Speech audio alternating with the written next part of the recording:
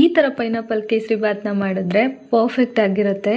Sweet ಇಷ್ಟ ಇಲ್ಲ ಅನ್ನೋರು ಕೂಡ 1-2 ಚಮಚ ತಿನ್ನೋಷ್ಟು ಚೆನ್ನಾಗಿರುತ್ತೆ. ಸ್ವಲ್ಪನೂ ಹುಳಿ ಆಗದೆ ಇರೋ ಥರ ಪರ್ಫೆಕ್ಟ್ ಆಗಿ ಪೈನಾಪಲ್ ಕೇಸರಿ ಬಾತ್ನ ಮಾಡೋದಕ್ಕೆ ಮೊದಲಿಗೆ 1 ಕಪ್ ಆಗುವಷ್ಟು ಪೈನಾಪಲ್ಗೆ 1 ಕಪ್ ನೀರನ್ನು ಸೇರಿಸಿ ಗ್ರೈಂಡ್ ಮಾಡಿ ಸೈಡಲ್ಲಿ ಎತ್ತಿಟ್ಕೊಳ್ಳಿ. ಪೈನಾಪಲ್ ಜಾಸ್ತಿ ಇಷ್ಟ ಅಂತನೋ ಅಥವಾ ಮನೆಯಲ್ಲಿ ಜಾಸ್ತಿ ಇದೆ ಅಂತನೋ ಜಾಸ್ತಿ ಹಾಕಿದ್ರೆ ಹುಳಿ ಆಗುತ್ತೆ, ಟೇಸ್ಟ್ ಅಷ್ಟು ಚೆನ್ನಾಗಿರಲ್ಲ. ರವಾ, ಸಕ್ಕರೆ ಮತ್ತು ಪೈನಾಪಲ್ನ ಸಮವಾಗಿ ತಗೊಳ್ಳಿ. ಇದಾದ ನಂತರ ತುಪ್ಪದಲ್ಲಿ ಡ್ರೈ ಫ್ರೂಟ್ಸ್ನ ಫ್ರೈ ಮಾಡಿ ಸೈಡಲ್ಲಿ ಎತ್ತಿಟ್ಕೊಳ್ಳಿ. ನಂತರ 1 ಕಪ್ ಸಣ್ಣ ರವೆನೂ ಕೂಡ ಅದೇ ತುಪ್ಪದಲ್ಲಿ ಫ್ರೈ ಮಾಡಿ ಎತ್ತಿಟ್ಕೊಳ್ಳಿ.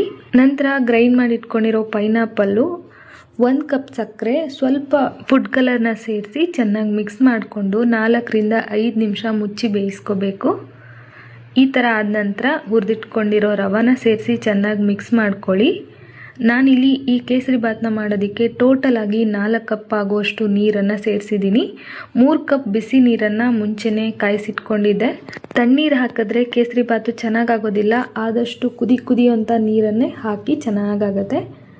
ಬೆಂದಾದ ನಂತರ ಏಲಕ್ಕಿ ಪುಡಿ, ಫ್ರೈ ಮಾಡಿ ಇಟ್ಕೊಂಡಿರೋ ಡ್ರೈ ಫ್ರೂಟ್ಸು, ಒಂದು ಸ್ವಲ್ಪ ತುಪ್ಪ ಹಾಕಿ ಚೆನ್ನಾಗಿ ಮಿಕ್ಸ್ ಮಾಡಿ 2 ನಿಮಿಷ ಗ್ಯಾಸ್ ಆಫ್ ಮಾಡಿದ್ಮೇಲೂ ಮುಚ್ಚಿಟ್ಟು ತೆಗೆದ್ರೆ ಸಖತ್ತಾಗಿರೋ ಪೈನಾಪಲ್ ಕೇಸರಿ ಬಾತ್ ರೆಡಿ.